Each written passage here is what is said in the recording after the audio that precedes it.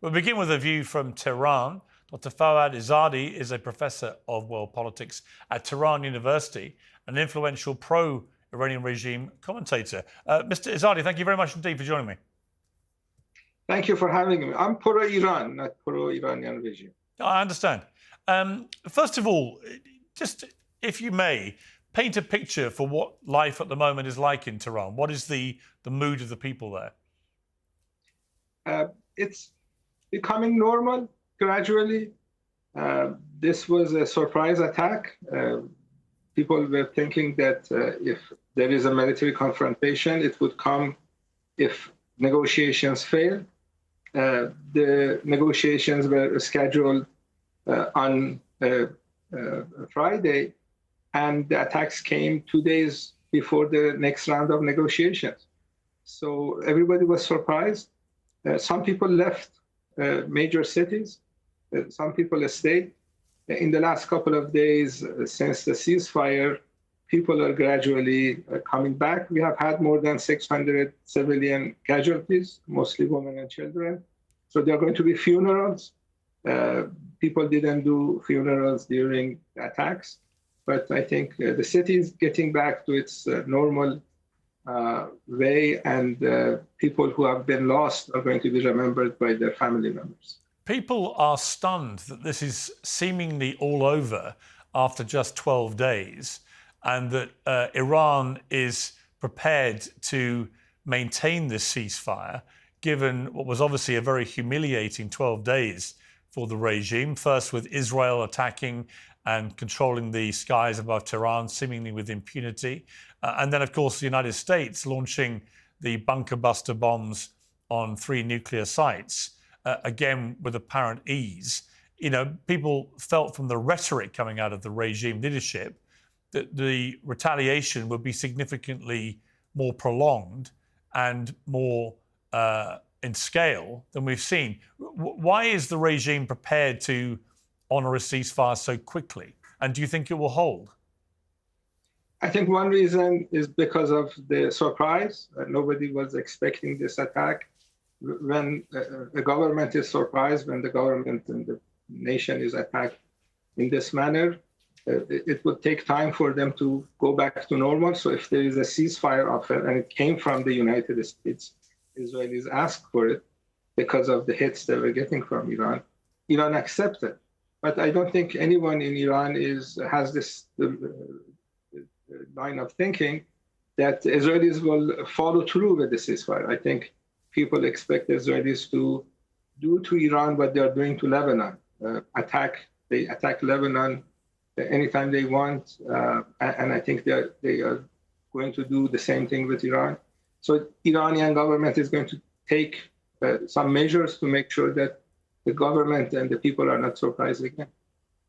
What would those measures look like? Because there's lots of conjecture about how damaged Iran's nuclear program has been by these strikes. Do you have any information about that? Because certainly from the Iranian side, they're making noises that there was significant damage. US intelligence, slightly less so. I don't think the Iranian government is going to make that knowledge public, because if they say it wasn't damaged, that would give Israelis and Americans reasons to attack Iran again illegally. And if they say it is damaged, it is not damaged. If they say it's damaged, then this is not going to be good for a country that needs deterrence. So I think one of the ideas that Iranian government had was to keep its nuclear program going, so the other side would realize that Iran is not defenseless.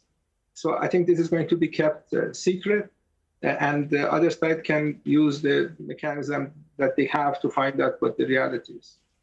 You, I understand, do not believe that Iran was engaged in a nuclear program in the way that's been reported. So just explain that to me, because certainly from the last Atomic Agency report, independent body obviously, they said that there had been a rapid increase in the enrichment of uranium by the Iranian regime from about 3.5% to 60%. which, as you know, is about 30% shy of weaponizing into a nuclear bomb. And that is the pretext on which Israel attacked and then America attacked. And obviously, many people have views that Israel had planned this for a long time. That may well be the case. But they certainly used this report as evidence of a rapid expansion of the enrichment of uranium, with bigger stocks enriched to higher levels, way higher than would be needed for civilian usage. What is it that you don't agree with about that?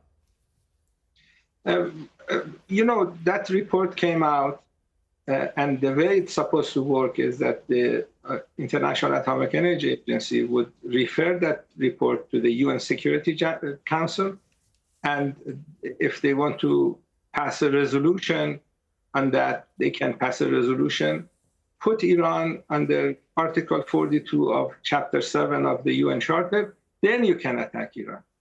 Just because IAEA published the report doesn't give anyone any permission to attack Iran. So that's point number one.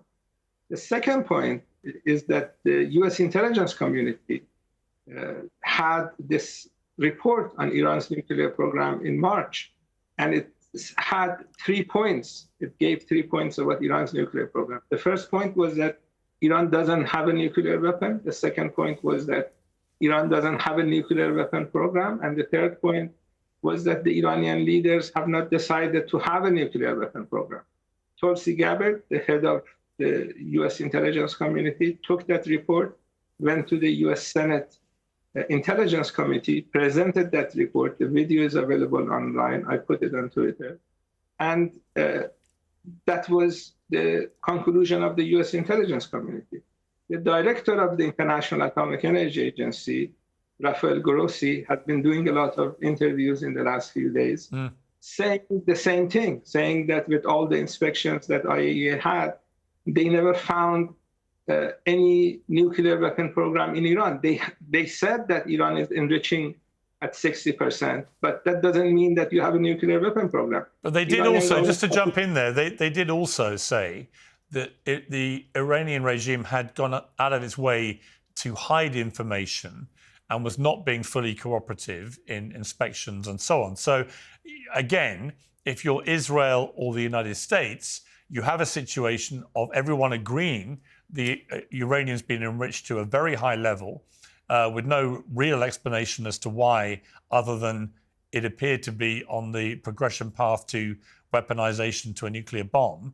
And secondly, you've got the Iranians who are in charge of this, obfuscating, hiding, not being completely transparent about it. And it was that, I think, double-pronged element to this report, which was what triggered the alarm bells.